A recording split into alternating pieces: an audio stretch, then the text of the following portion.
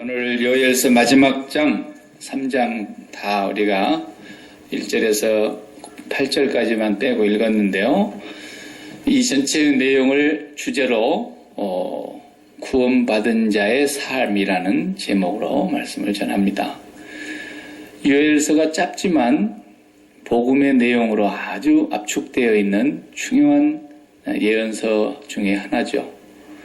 1장에서는 전체적인 내용이 심판을 얘기했습니다. 심판을 받는데 그 재앙을 여호와의 날로 선언하면서 메뚜기 재앙, 팥종이 늦이 먹고 메뚜기가 먹고 막 이런 얘기 하잖아요. 그것이 마치 군대가 막 와서 다 휩쓸고 가는 것처럼 표현을 했는데 그 심판의 이유는 기쁨의 이유가 변질됐기 때문에 그런다는 거죠. 기뻐하는 이유가 하나님이 아니고 이 세상의 것에 속한 것들을 기뻐하고 그것을 추구하기 위해서 하나님보다도 바알신을 쫓아갔던 그 백성들을 향해서 하나님의 심판이 선언되고 있었던 것이 1장이었어요. 그 1장의 내용은 확대하면 모든 인류에게 다 적용이 되는 거예요. 하나님의 백성은 말할 것도 없고 하나님의 선택받은 이스라엘 백성들도 그리고 성전에서 일하는 제사장들까지도 한 가지로 다 변질이 돼가지고 하나님을 기뻐하는 것이 아니라 이 세상의 것에 마음을 두고 그것으로 기쁨을 삼으려고 하는 이것 때문에 심판이 선언됐어요. 그리고 2장에 와서는 두 번 나눠서 제가 설명했잖아요. 2장에서 전반부에는 뭐였습니까? 마음을 찢어야 된다. 지금 그 마음이 전부 세상에 붙어 있어가지고 세상으로부터 뭔가 삶의 만족과 기쁨을 얻어보려고 하고 있는 그 죄악된 상태, 그 마음을 찢어야만 된다. 옷을 찢지 말고 마음을 찢고 회개하고 죄사함을 받으라. 하나님께로 돌아오라. 이제라도 금식하며 애통할지어다. 너희는 옷을 찢지 말고 마음을 찢고 여호와께로 돌아올지어다. 계속 그것을 회개, 죄사함, 그것이 우리 신약계로 가져오면은 예수 그리스도의 이름으로 세례를 받고 죄사함을 받으라는 내용이었어요.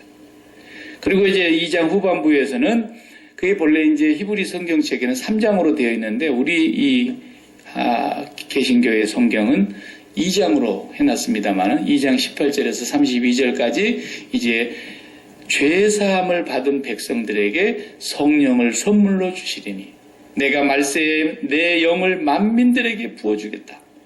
너희 젊은이들은 환상을 보고 너희 늙은이들은 꿈을 꾸고 너희 아비들은 너희 젊은이들은 장래일을 말할 것이요 너희 아비들은 꿈을 꾸고 너희 늙은이들이 환상을 보게 될 것이다. 그러니까 이것이 어떤 그 계층별로 뭐 다르다는 뜻이 아니라 성령이 임하면 나이와 상관없이 남녀노소 누구를 불문하고 하나님의 말씀 안에서 하나님의 꿈을 발견하게 되고 하나님이 하시고자 하시는 일들을 깨닫게 될 거라는 거죠. 그러니까 열심히 하나님의 그 일하시는 그 삶을 마지막 이 땅에서 우리가 살아가게 된다는 것이죠. 성령을 받고. 이게 이제 요엘서 2장까지의 내용이었어요. 그 3장 오늘 전체의 내용은 뭐냐면 그러면 성령을 받은 그 하나님의 백성들이 구원을 받았으면 이 땅에서 어떻게 살아야 되느냐는 거예요. 여기서 살아야 되는 구원받은 자의 삶을 얘기하는 겁니다. 3장 전체가. 그러니까 3장에서는 1절에서부터 3절까지를 보면은 우리가 읽지 않은 부분인데 그 하나님의 백성들이 과거에 이방인들에게 고난을 당했던 모습을 설명하고 있습니다. 한번 보십시다. 3장 1절에 보라 내가 그날 곧 유다와 예루살렘 가운데서 사로잡힌 자를 돌아오게 할 그때에 이제 포로로 끌려갔던 사람들이 돌아오게 된다는 말씀을 하시죠. 해방될 때 2절에 내가 만국을 모아 데리고 여호사밧 골짜기에 내려가서 내 백성 곧 내 기업인 이스라엘을 위하여 거기에서 그들을 심문하리니 이는 그들이 이스라엘을 나라 가운데서 흩어버리고 나의 땅을 나누었으며 또 제비 뽑아 내 백성을 끌어가서 소년을 기생과 바꾸며 소녀를 술과 바꾸어 마셨음이니라. 옛적에 하나님의 백성들을 이방인들이 잡아다가 술에 팔아먹고 기생과 바꾸어서 팔아먹고 그런 짓을 했던 그 이방인들의 죄악을 하나님께서 이제 여호사밧의 골짜기에서 심판하시겠다는 것입니다. 그리고 하나님의 백성들을 다시 회복시키고 되돌아오게 하고 그들에게 하나님께서 풍성한 은혜를 주시겠다는 약속의 말씀이 3장 전체의 내용이에요. 네. 그런데 여기서 성경에 딱 여기 3장 한 번만 나오는 것인데 2번 같은 말씀이 나옵니다. 방금 읽었던 2절 말씀에 여호사밧 골짜기라는 말이 한번 나오고요. 저 뒤에 가서도 또 12절에 여호사밧 골짜기로 올라올지어다 라는 말씀이 있어요. 여기에서 모든 민족들을 심판하시겠다 하나님이 말씀을 하십니다. 여호사밧 골짜기가 오늘 3장에서는 어떤 면에서 보면은 핵심인 내용이라고 볼 수 있어요. 전체의 내용 중에서 여호사밧 골짜기라는 말은 성경에 여기만 나오지만은 이게 무슨 말일까라는 것은 그렇게 우리가 어렵지 않게 이해할 수 있는 부분이 있어요. 역대하 20장 얘기예요. 역대하 20장에 보면은 이스라엘 임금 가운데 남쪽에 유다 왕 여호사밧이 있었어요. 여호사밧 임금의 시절에 주변 나라가 모압과 암몬 그 나라가 옆에 붙어 있지 않습니까? 모압과 암몬은 본래 아브라함의 조카 롯의 후손들인데 이 모압과 암몬은 출애굽에서 올 때에 하나님께서 전쟁으로 죽이지 말고 그냥 돌아서 비껴가라 그랬어요. 왜냐하면 본래 아브라함의 조카 롯의 후손들로서 그래도 먼 사람들이 아니란 말이죠.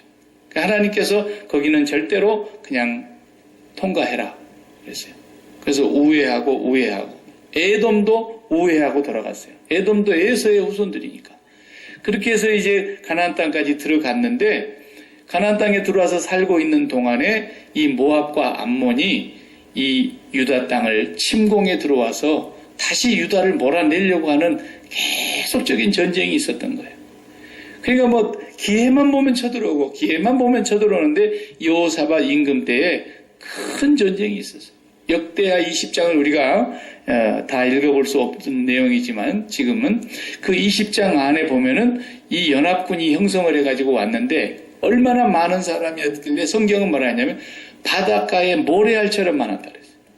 쳐들어온 민족들이 연합해서 왔는데 그러니까 그 말을 들은 여호사밧 임금님이 얼마나 두려웠겠습니까? 그 소식을 듣자마자 여호사밧 임금은 하나님을 경외하는 왕이었기 때문에 전 백성들에게 금식을 선포합니다. 그리고 나서 하나님 앞에 엎드려서 기도를 하는데 그때 당시에 여호사밧 임금님 당시에 활동을 했던 야하시엘이라고 하는 선지자가 계셨는데 그 선지자를 통해서 하나님이 말씀을 하십니다. 여호사밧 너는 절대로 두려워하지 마라. 이 전쟁은 너한테 속한 것이 아니라 나에게 속하여 있는 전쟁이다. 그러니까 너는 담대하여 군대를 모집해가지고 전쟁터에 그 드고아라고 하는 골짜기인데 그 드고아의 그 평지로 나가서 네가 전쟁을 해라. 그 적은 군대를 가지고 어떻게 그 많은 바닷가에 모래알처럼 많은 그 중대한 군인을 어떻게 이기겠어요? 그러니까 도저히 싸워서 해볼 수 없는데 하나님은 두려워하지 말고 나가라는 거예요. 근데 나가는데 이 전쟁이 전무후무한 역사에 처음 있는 전쟁이라고 저는 봐줘요. 아마 인류 역사에 얼마나 전쟁이 많았습니까? 지금도 전쟁하는데. 근데 전쟁하는 방식이 가장 특이한 것은 어떻게 합니까? 기억나시는가요? 찬양대를 맨 앞에 세웠어요. 예? 찬양대원들을 거룩한 예복을 입히고 맨 선두에 찬양대가 무슨 무장을 한 것도 아니고 찬양대가 거룩한 성가대 예복을 입고 최선두에 서가지고 찬양을 시키는데 뭐라고 찬양하라 그랬습니까? 여호와께 감사하라. 그의 선하심과 인자하심을 찬양하라. 그러면서 찬양하고 막 계속 나가는 거예요. 근데 그 뒤에 누가 따라가느냐? 무장한 군인들이 뒤에 따라가는 거예요. 이게 순서가 거꾸로 된 거 아니겠어요? 뒤에서 막 박수치면서 사기를 북돋우면서 하나님이 함께 하신다고 찬양을 불러주면서 전쟁터에 군인들을 앞세워야 하는데 이게 거꾸로 돼가지고 말이죠. 그리고 그 많은 군대를 향해서 나아가는데 성경에 보면은 그 역대하 20장에서 하신 말씀을 제가 한번 읽어볼게요. 어떻게 말씀하시느냐 하면은 12절인데 역대하 20장 12절 여호사밧이 제일 처음에 기도하는 것부터 먼저 합니다. 우리를 치러 오는 이 큰 무리를 우리가 대적할 능력이 없고 어떻게 할 줄도 알지 못하옵고 오직 주만 바라보나이다. 이렇게 기도를 했어요. 굉장히 이게 중요한 얘기예요.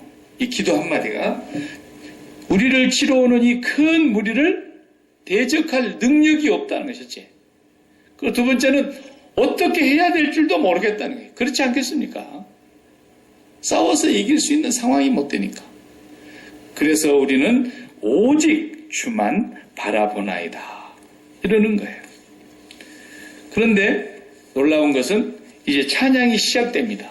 맨 선두에 세워 있는 찬양대원들이 찬양을 막 시작하는데 그 찬양의 내용이 뭐라고 나옵니까? 21절에 역대하 20장 21절에 노래하는 자들을 택하여 거룩한 예복을 입히고 군대 앞에서 행진하며 여호와를 찬송하여 이르기를 여호와께 감사하세 그의 인자하심이 영원하도다. 여호와께 감사하세 그의 인자하심이 영원하도다. 하나님의 사랑을 찬양하기 시작했어요. 하나님이 우리를 사랑하시는 그 사랑은 영원하도다. 하나님의 사랑을 찬양하기 시작했어요. 그런데 그 다음 말씀에 보면은 그 노래와 찬송이 시작될 때 여호와께서 복병을 두어 유다를 치러 온 암몬 자손과 모압과 세일산 주민들을 치게 하심으로 그들이 패하였으니 싹 다 죽였어요. 그러니까 유다 군인이 죽인 게 아닙니다. 찬양이 시작되는 그 순간에 하나님의 사랑은 영원하도다. 그의 선하심을 찬양하고 있는데 하나님께서 숨겨둔 복병이 있었다는 거죠. 그건 뭐겠습니까? 천군 천사죠. 하나님의 군대가 전부 다 멸해버린 거예요. 여호사밧 임금에게 여호사밧아 너 두려워하지 마라. 이 전쟁은 네가 할 전쟁이 아니고 내게 속한 것이니 이렇게 말씀하셨어요.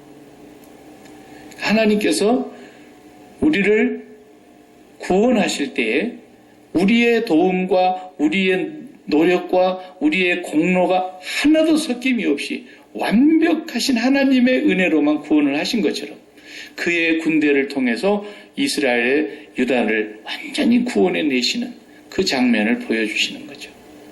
그러니까 우리가 그렇게 구원받은 사람들이에요. 죄사함을 받았습니다. 성령을 선물로 받았습니다. 그리고 우리는 온전히 하나님의 은혜로 구원함을 받은 자들입니다. 그렇기 때문에 우리가 이 땅을 살아나가는 데 있어서 우리 앞에 우리가 이방인들과 섞여서 살고 있어요. 우리는 하나님의 선민이에요. 그러나 세상에 나가 살면 다 하나님 백성은 아니죠. 이방인들과 섞여 사는데 도저히 그들과 우리는 섞일 수가 없는 무리들이에요. 그런데 우리가 그 속에서 살 때에 무엇을 제일 중요하게 여기고 살아야 된다는 겁니까? 하나님의 영원한 사랑은 변함이 없다. 그 인자하심은 영원하도다. 그걸 찬양하면서 살아야 된다는 거예요.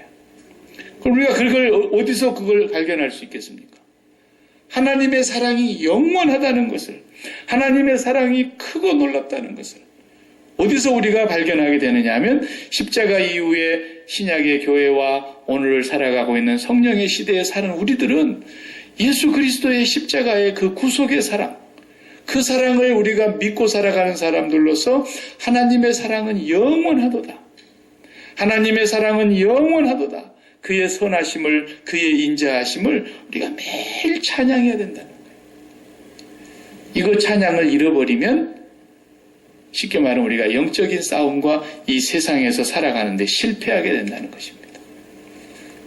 원래 이 예배 시간에 찬양대가 찬양을 하는 이유가 뭐 찬양대 없다고 해서 찬양 안 하는 거 아니잖아요, 우리가. 찬양대 없이도 뭐 찬양 몇 곡 더 하면 되는 거 아니겠습니까? 근데 그 예배학에서 찬양대를 만들어서 예배 시간에 특별히 거룩한 예복을 입혀서 찬양을 하게 하는 것은 그것이에요. 찬양대가 하나님 앞에서 맨 선두에 서서 찬양 중에 거하시는 하나님. 시편 22편 3절에 그랬죠. 이스라엘 하나님은 찬양 중에 거하시도다. 찬양 중에 거하시도다. 그래서 천군 천사가 온 스랍들이 하나님의 보좌를 에워싸고 있으면서 그리고 24장로에게 둘러싸여 있으면서 셀 수 없는 많은 무리들 가운데 여호와께서 그 보좌에 계시고 우리 계시록에서 보니까 천상의 모습이 항상 그렇게 나오잖아요. 그래서 세세토록 찬송과 영광과 존귀와 위엄이 그에게 있도다 하면서 계속 하나님께 영광을 돌리는 게 뭐였어요? 찬양이었어요. 찬양. 그래서 우리 예수 믿는 사람들에게는 찬양만큼 중요한 것이 첫 번째 없어요. 찬양 그 자체가 바로 예배이기 때문에 그래요. 예배의 중요한 한 순서가 아니고 예배 그 자체예요. 찬양은. 그래서 우리의 찬양의 핵심 내용은 뭐냐면 하나님의 사랑은 영원하도다. 그 사랑은 끊을 수도 없고 변하지도 아니하며 그 하나님은 영원히 선하시도다. 아무리 어려움이 와도 그것을 먼저 찬양해야 된다는 겁니다. 그래서 이 3장에서 구원받은 자의 삶을 설명하려고 하는 것 중에 핵심이 뭐냐면 우리가 살다 보면 뭐 별의별 일을 다 겪어요. 아주 사소한 일에서부터서 생각지도 못했던 큰 일까지 많은 일들을 겪고 살아가는 것이 이 세상의 삶인데 세상 사람들은 그런 문제를 닥칠 때에 어떻게 살아가느냐 하면 여기 12절에 그랬잖아요. 세상 사람들이 살아가는 방식은 이렇게 삽니다. 9절에서 11절 읽어보겠어요. 너희 모든 민족에게 이렇게 널리 선포할지어다. 이방인들을 어떻게 해요?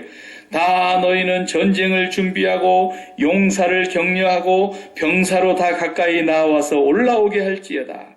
너희는 보습을 쳐서 칼을 만들지어다. 낫을 쳐서 창을 만들지어다. 약한 자도 이르기를 나는 강하다 할지어다.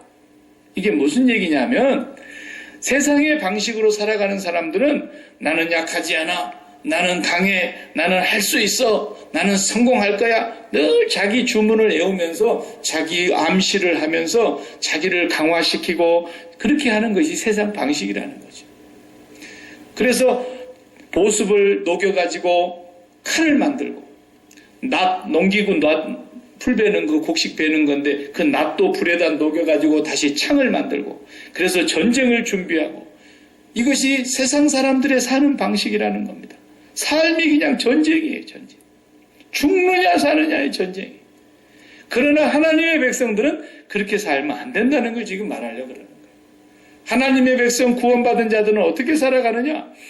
아무리 급한 일, 아무리 힘든 일, 아무리 두려운 일, 아무리 기가 막힌 일, 하늘이 새까맣고 노랗게 되는 그런 일을 당할지라도 여호사밧 임금처럼 그럴지라도 첫 번째 맨 먼저 우리의 마음이 닿아야 될 것이 뭐냐? 여호와 하나님의 사랑이라는 거예요. 여호와 하나님은 선하시며 그 인자하심은 영원하도다. 찬양대가 옷을 입고 전쟁터의 맨 선두에서 찬양을 하기 시작하는데 여러분 정신 나가지 않고 그렇게 할 수가 없지 않습니까? 보통 사람 같으면. 그런데 하나님의 신이 그 위에 함께 하시고 찬양을 얼마나 간절하게 했겠습니까? 대충 했겠습니까? 여호와 하나님의 인자하심과 여호와 하나님의 그 사랑은 영원하도다 하면서 하나님의 사랑을 찬양하기 시작하는데 찬양이 시작할 그때에 저쪽 전쟁터에서는 벌써 하나님이 군대를 보내서 멸해버렸다라는 거죠. 네. 그런 예가 뭐 성경에 한두 번 아니지 않습니까? 예를 들면 엘리사가 도단성에서 살고 있었을 때 아람이 계속 쳐들어오는데 쳐들어올 때마다 아람은 쳤어요. 큰 나라인데도 조그마한 이스라엘 하나를 못 해보는 거예요. 그래서 아니 우리 군사 중에 적과 내통하는 놈이 있나? 이런 얘기를 할 때에 그 아람의 장군 하나가 그렇지 않습니다. 우리가 알아본 바에 의하면 그 이스라엘에는 엘리사라는 선지자가 있는데 그 하나님과 교통하는 선지자가 우리가 전쟁을 하기 시작하기 전에 벌써 어디로 올 것까지 다 알고 있는 사람인데, 그러니 우리가 번번이 매복에게 당해서 지는 겁니다. 그래? 그럼 그놈부터 없애야 되겠구만. 이렇게 멍청한 생각을 하는 거예요. 아니, 어디로 오는 것까지 다 알고 있는데 그놈부터 잡는다고. 그래, 아람 군대가 도단성을 먼저 에워싸가지고 엘리사를 잡자고 하지 않습니까? 그래, 밤중에 다 개미새끼도 못 빠져나가게 그냥 물밀듯이 몰려와서 포위를 해놓고 나니까 날이 샜어요. 심부름하는 게하시가 아침에 나와서 이렇게 성을 바라다 보는데 새카맣게 군인들이 몰렸으니까 그냥 엄청 놀래가지고 내 주여 어찌하오리까 하고 막 달려 뛰어들어가니까 뭔 일이냐, 밖에 좀 나가보라고. 그러니까 게하시에게 그 엘리사 선지자가 뭐라 그럽니까? 하나님이요, 저 종의 눈을 열어서 저 밖에 에워싸고 있는 아람 군대보다도 우리와 함께하는 군대가 더 많다는 것을 보게 해 주십시오 그랬어요. 엘리사가 그렇게 기도하니까 하나님이 게하시의 눈을 열어서 하늘을 보니 도단성을 에워싸고 있는 군인보다도 하늘에서 하나님이 보내신 천군 천사의 불말과 불병거가 더 많더라 그랬어요. 꼭 많아야 이긴 건 아니지만 그만큼 하나님의 보호하심이 철저하더라는 거죠. 한순간에 그냥 아람 군대가 다 눈이 멀어버리지 않습니까? 그건 다 무엇을 얘기하고 있느냐 하면은 우리 하나님이 능력이 크신 분이라는 걸 말하는 것도 있지만, 오늘 우리에게 하나님은 그것이 능력이 있어서 하신 분이라고만 우리가 이해하면 곤란해요. 하나님이 뭘 못하시겠어요? 하나님이 요건 내한테 조금 어려운 일인데 하나님이 그런 일이 어디 있겠어요? 하나님은 아무리 큰 일을 하셔도 손바닥 뒤집는 것처럼 쉽잖아요, 하나님께는. 근데 그런 사건들이 우리에게 뭘 가르쳐 주는 거냐 하면, 어떤 일을 당해도 하나님의 선민은 먼저 기억해야 될 것이 하나님께 마음을 1차로 둬야 된다는 거예요. 네.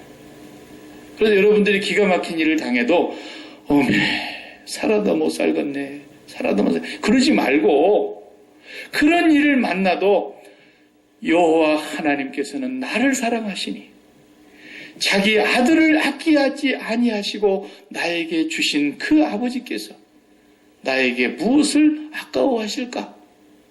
그 하나님의 사랑을 먼저 기억하고 마음을 하나님께 드리라는 거예요. 그래서 이 문제 앞에서 내 마음을 빼앗기지 말라는 거예요. 그걸 가르쳐 주시려고 그러는 거죠. 예수를 믿는다는 말은 그 말이에요. 내가 예수를 믿느냐? 예, 믿습니다. 어떻게 믿느냐? 예수 믿으면 나는 구원받고 천국 갈 걸 믿습니다. 그 정도 믿어갖고는 안 된다는 거예요. 그게 아니라 지금도 살아계신 그 예수님께서 나와 함께 계시는데, 내가 당한 이 문제는 나는 십자가에서 예전에 주님과 함께 죽은 사람이기 때문에 내 눈앞에 펼쳐지고 있는 이 문제는 나는 어떻게 해결할 능력도 없고 어떻게 해야 할 줄도 모르겠고 나는 오직 주님만 바라봅니다. 그렇게 하고 내 하나님 앞에 먼저 마음을 붙이라는 거예요. 하나님께 마음을 딱 붙이고 나면은 그 다음 문제는 하나님 때문에 그냥 밋밋하게 가는 거예요. 하나님 때문에. 네. 여름날에 이제 우리가 시원하자고 냉장고에 넣어놨던 수박을 하나 사다가 달깃한 수박을 시원하게 해가지고 먹으면 더 맛있다니까 냉장고에다 아주 시원하게, 너무 달아. 그걸 그냥 잔뜩 먹고 났어요. 그러고 나서 참외를 깎아 먹어봐요. 거기 참외는 그냥 오이만 딴데 무 먹는 것 같아. 왜? 수박이 너무 달아가지고 참외는 그냥 밋밋해져 버린 거야. 그런 거라는 그런 거. 하나님께 전심으로 찬양하라는 거예요. 나를 구원하신 하나님, 나의 죄를 용서하신 하나님, 나 같은 죄인을 그토록 사랑하사 독생자도 아끼지 아니하시고 주신 하나님의 인자하심이 있는데, 그 인자하심은 절대로 변할 수 없고 영원하시도다. 하늘을 두루마리로 삼고 바다를 먹물로 삼아서 창호지처럼 펼쳐놓고 쓴다 해도 하나님의 사랑을 다 기록할 수가 없다고 찬송하는 것 같은 시인은 그런 가사를 썼지 않습니까? 그 하나님의 크신 사랑 앞에 내 마음을 먼저 붙이라는 거예요. 수박 먹은 것처럼. 그러고 나면은 다른 문제가 그냥 밋밋해져 버린다니까요. 기가 막힌 일이 밋밋하게 돼버리는 거예요. 왜? 여호와 하나님께서 함께하고 계시기 때문에. 이 문제는 너에게 속한 것이 아니라 이 땅에서 이방인들과 섞여서 살아가는 동안에 네가 살아가야 될 모든 삶의 과제는 네가 사는 것이 아니라 내가 사는 것이다. 이제는 내가 산 것이 아니요 내 안에 그리스도께서 사는 것이라 그러지 않습니까?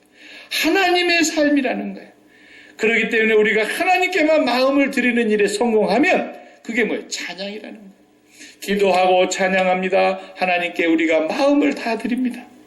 그렇게 될 때에 우리의 삶의 문제가 내 문제가 아니라 하나님의 문제였다는 것을, 하나님의 손길을 맛보게 되고 하나님의 뜻이 그렇게 가야 했구나 하는 걸 깨닫게 되고 하나님의 능력을 경험하게 되면서 세상의 삶이 이제는 내 앞에서 아무것도 아니라는 것을 깨닫게 될 거라는 거예요. 이게 구원받은 자의 삶이라는 것이 요엘서에서 지금 선포하고 있는 거예요. 다 같이 한번 우리 함께 읽어보고 싶은 말씀이 있는데 로마서 8장을 한번 펴십시다. 신약성경 로마서 8장 31절입니다. 31절. 로마서 8장 31절.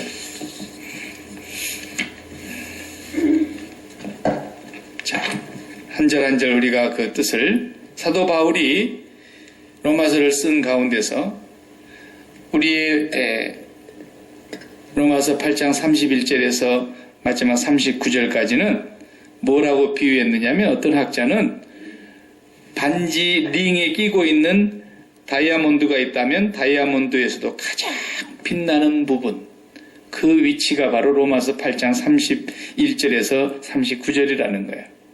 거기 보면 이제 이렇게 선포합니다. 그런즉 이 일에 대하여 우리가 무슨 말을 하리요? 만일 하나님이 우리를 위하시면 누가 우리를 대적하리요?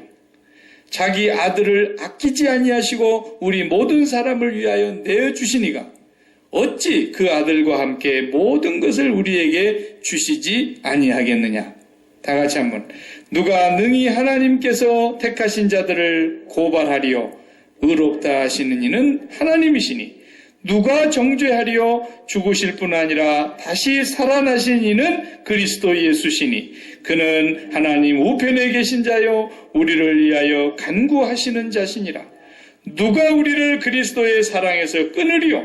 환난이나 곤고나 박해나 기근이나 적신이나 위험이나 칼이랴. 기록된 바 우리가 종일 주를 위하여 죽임을 당게 되며 도살할 양같이 여김을 받았나이다 함과 같으니라. 보세요. 여기까지만 보면은 사도 바울도 그렇게 많은 환난과 공고와 박해와 기근과 적신과 위험과 칼을 경험했다는 거예요. 지금 어떻게 경험했어요? 기록된 바 우리가 종일 주를 위하여 죽임을 당하게 되며 도살장에 끌려가는 양처럼 여김을 받았나이다 하는 예언의 말씀처럼 우리가 그렇게 살았다는 거예요.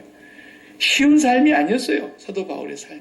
그런데도 뭐라고 얘기합니까? 다 같이 37절에 그러나 이 모든 일에 우리를 사랑하시는 이로 말미암아 우리가 넉넉히 이기느니라. 내가 확신하노니 사망이나 생명이나 천사들이나 권세들이나 현재일이나 장래일이나 능력이나 높음이나 깊음이나 다른 어떤 피조물이라도 우리를 우리 주 예수 그리스도 예수 안에 있는 하나님의 사랑에서 끊을 수 없으리라. 아멘. 가장 위대한 찬양이에요. 가장 위대한 고백이에요. 그러니까 우리가 이 세상을 살면서 무슨 문제를 만나도 여호사밧 골짜기에서 모든 군대를 다 끌어모아서 거기서 멸망시켜버렸던 것처럼 하나님께서는 오늘 또 우리가 여호사밧 임금과 같이 제1의 마음을 하나님의 영원하시고 끊을 수 없는 사랑에 두라는 거예요. 하나님이 독생자까지도 자기 아들을 아끼지 아니하시고 주신 하나님. 그 하나님의 무엇을 우리에게 또 아까워서 안 주시겠느냐라는 거예요. 그러니까 우리에게 하나님께서 계획하신 건 반드시 허락하실 테니까 어떤 때 보면은 예수 믿는 사람도 그래서 그냥 망할 수 있어요. 근데 그게 망한 것이 하나님께서 망하게 해야 될 이유가 있어서 망하게 했다면 그게 축복이라는 거예요. 축복이라는 거예요. 왜? 하나님이 또 다른 계획을 이루시기 위해서 그것을 한 가지를 하나님이 치워버릴 수 있다는 거예요. 그러나 그 한 가지를 하나님이 망하게 했다고 해서 하나님의 사랑이 바뀐 게 아니라는 거예요. 그러므로 내 뜻대로 되지 않는다 할지라도 내 삶이 내 원하는 방식으로 올라가지 않을지라도 제일 먼저 네가 마음을 둬야 될 것은 그 사업장이 아니라 영원히 변치 않는 하나님의 사랑에 네 마음을 두라는 거예요. 그게 여호사밧이 찬양대를 맨 앞에 선두에 세운 거예요. 여호와는 선하시니 그 인자하심은 영원하시다. 절대로 우리 땅을, 우리 민족을, 아브라함의 자손을 약속의 땅에서 버리실 리가 없다. 굳게 믿고 찬양하기 시작했어요. 그 찬양이 시작될 때에 하나님의 군대가 전쟁을 끝내버리는 것처럼 오늘 또 우리는 현재일이나 장래일이나 능력이나 높음이나 기품이나 천사들이나 권세자들이나 이 세상의 어떤 다른 피조물들일지라도 우리를 사랑하신 그리스도 예수 안에 있는 하나님의 사랑, 십자가의 그 사랑에서 끊을 수는 없으리라. 이 믿음으로 바울은 달마다 하나님께 감사하고 찬양했다는 거예요. 이것이 바로 구원받은 자의 삶이에요. 여러분 이것을 실제로 삶에서 경험을 해야 됩니다.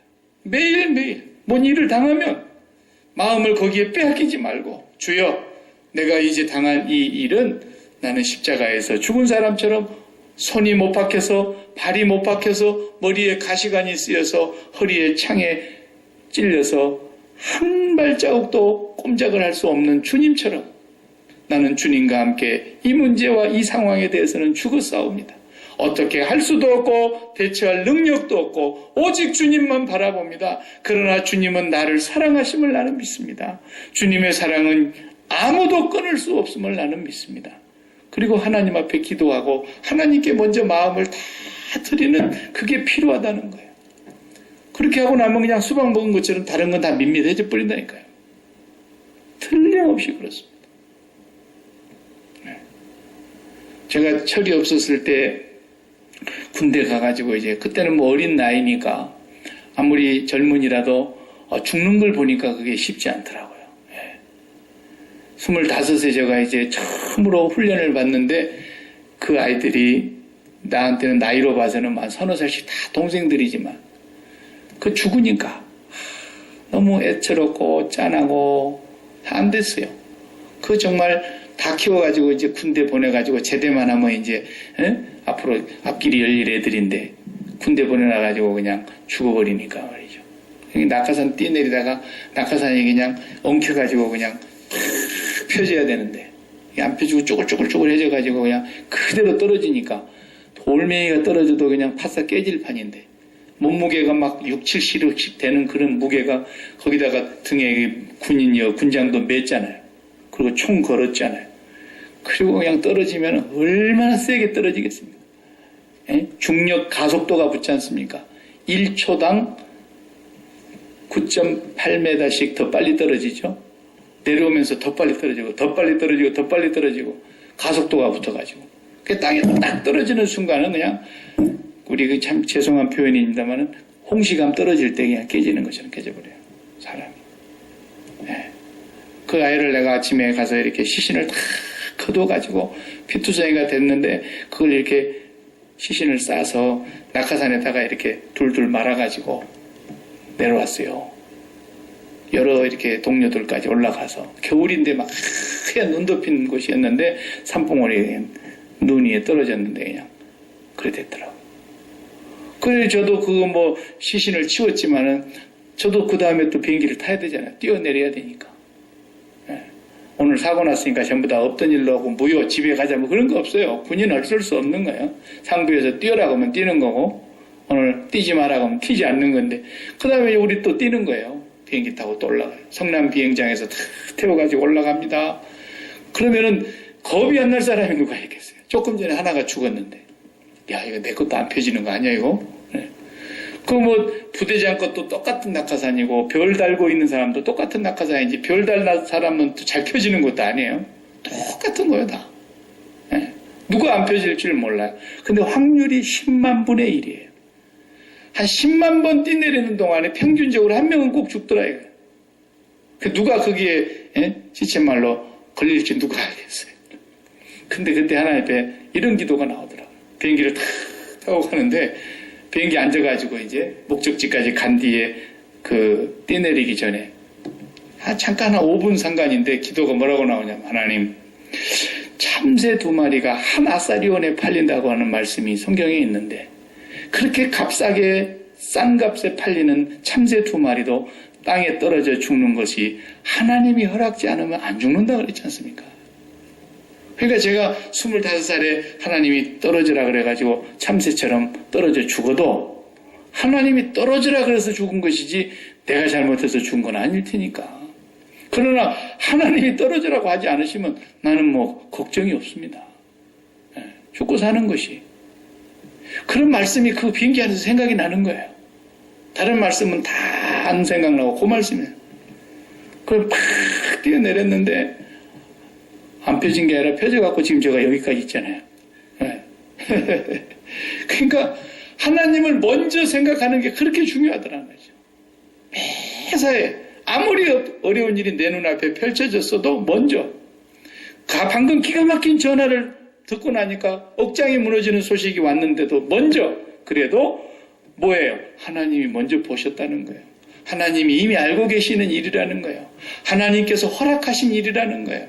도대체 그러면 나는 이 상황에서 뭘 어떻게 해야 됩니까? 나는 아무것도 할 수 없지만 오직 주님을 바라봅니다. 왜? 나를 사랑하신 독생자를 주신 하나님의 사랑은 세상에 어떤 일을 당해도 끊을 수는 없으니까. 끊을 자가 없으니까. 하나님의 사랑이 분명하다는 것이죠.